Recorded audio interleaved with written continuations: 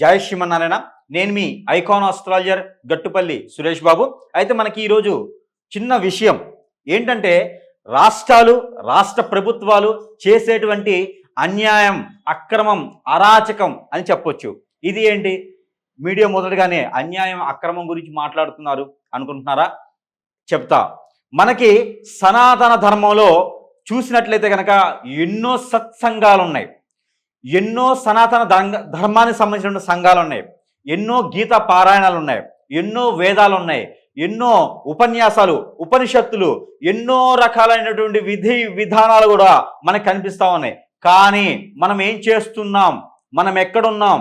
మనం ఏం చేయాలనుకుంటున్నాం? దేనికి ప్రాసిద్ధి మనం అంటే ఇదంతా కూడా మనం ఆలోచించినట్టయితే కనుక ఏదో అవసరమైనప్పుడు, మనతో అవసరం ఉన్నప్పుడు మనం మాధ్యమం ముందుకు వచ్చేసి ఏదో 4 మాటలు మాట్లాడితే వారికి ఏదో పేరు ప్రఖ్యాత వస్తుందని చెప్పేసి ఉండేటువంటి కొంతమంది గురువులు, కొంతమంది పీఠాధిపతులు కూడా ఇది ఒక హెచ్చరిక అని చెప్పొచ్చు. ఎందుకంటే కనుక సనాతన ధర్మం మనకి ఏం చెప్తుంది? హిందూ ధర్మస్థలి మనకి ఏం చెప్తుంది? ఈ యొక్క హిందూ ధర్మం మనకున్నటువంటి ఆలయాలు, మనకున్నటువంటి దేవస్థానాలు, మనకున్నటువంటి విధి విధానాలు, ఏవైతే వాల్యూస్ అని ఉంటాయో, ఏవైతే విలువలు ఉన్నాయో ఆ విలువల్ని కాలగలిపేటువంటి ఎవరినైనా సరే చెండాడొచ్చు, చీల్చి చెండాడొచ్చు. ఎవరైనా సరే వారు ఎంతటి పదవిలో ఉన్నా, ఎంతటి ధీరుడైనా సరే బయటపడేయచ్చు లాగేసి. అలాంటి చైతన్యం గలటువంటి సనాతన ధర్మంలో నుంచి వచ్చినటువంటి హిందువులు ఎవరైతే ఉన్నారో వారందరికీ కూడా ఈ వీడియో అంకితం. అయితే ఏమిటి ఇలా ఉన్నది, ఏం చెప్తున్నారు గురువు గారు అనుకుంటున్నారా?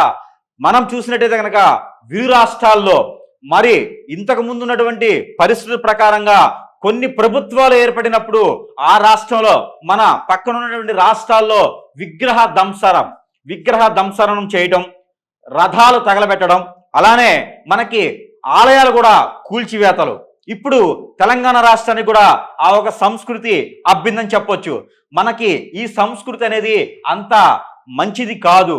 ఇప్పుడు కట్టినటువంటి విద్యల్ని కూలగొడుతున్నారు, కట్టినటువంటి బిల్డింగులు కూలగొడుతున్నారు, కట్టినటువంటి భవనాలు కూలగొడుతున్నారు. మరి ఇంకేం చేస్తారు? మెట్రో ట్రైన్ కూడా కూలగొడితే దరిద్రం వదిలిపోతుంది. ఎందుకు? ఏం చేయడానికి, ఏం సాధించడానికి? పార్కులు వదలట్లేదు, ఆలయాలు వదలట్లేదు, ఆశ్రమాలు వదలట్లేదు, అనాథాశ్రమాలు వదలట్లేదు, వృద్ధాశ్రమాలు వదలట్లేదు.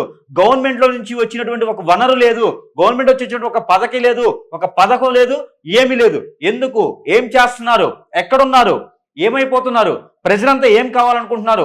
హిందూ ధర్మం ప్రకారంగా వారికి ఏ చట్టం అయితే వరిస్తుందో ఆ చట్టానికి తగ్గటువంటి ప్రతి ఒక్కరు కూడా అర్హులే. ధర్మానికి, న్యాయానికి, నీతికి కట్టుబడి ఉన్నవారు మాత్రమే పదవిలో ఉండాలి. అలా చేసినంత వరకే పదవిలో ఉండాలి. క్రైస్తవులు ఒకటిగాను, లేకపోతే ముస్లిమ్స్ ఇంకోటిగాను, హిందువులు ఇంకోటిగాను, మరొక మతాలకు చూస్తున్నప్పుడు మరొకరుగాను చూసేటువంటి ఏ నాయకుడైనా సరే హతాయించుకుపోవాలి, అరాయించకపోవాలి. అంతేగాని ఏదో చేస్తాను, విగ్రహ ధ్వంసన చేసేస్తే అయిపోతుంది కదా, అలానే ఆలయాలు ధ్వంసం చేసి ఏం చేస్తారు? మొన్న మనం చూసుకున్నట్టయితే కనుక మనకి ఫిలిం నగర్లో ఉన్నటువంటి అమ్మవారి ఆలయం, మొన్న మన తర్వాత చూసినట్టయితే కనుక బంజారాహిల్స్లో ఉన్నటువంటి మరొక ఆలయం కూల్చివేత. ఎందుకు? రాత్రికి రాత్రే కూల్చివేత జరిగింది. మన దరిద్రులు, మన ముండమోపులు ఎవరైతే గురువులు ఉన్నారో, ఎవరైతే పీఠాధిపతులను చెప్పుకునేవారు ఉన్నారో వీరంతా ఏం చేస్తున్నారు? ఈ సందర్భంగా మీడియా ముందు ఇంతకన్నా నేనేం చెప్పలేకపోతున్నాను. ఇంతగా వేరే రకంగా మాటలు వస్తూ ఉన్నాయి.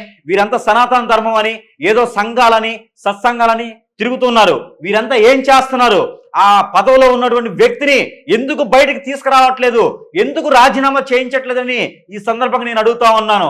మీడియా ముందు మాట్లాడటం కాదు, మీకున్నటువంటి ధైర్యం, దమ్ము ఏదైతే ఉందో అది ఇమ్మీడియట్లీగా రాజీనామా చేయాల్సిందే అని ఎందుకు మీరు వేరే సంఘాలకు కానీ, వేరే కులాలకు కానీ, వేరే మత గ్రంథాలకు కానీ, వేరే మత సంబంధించినటువంటి ఆలయాలు కానీ కూల్చమనండి.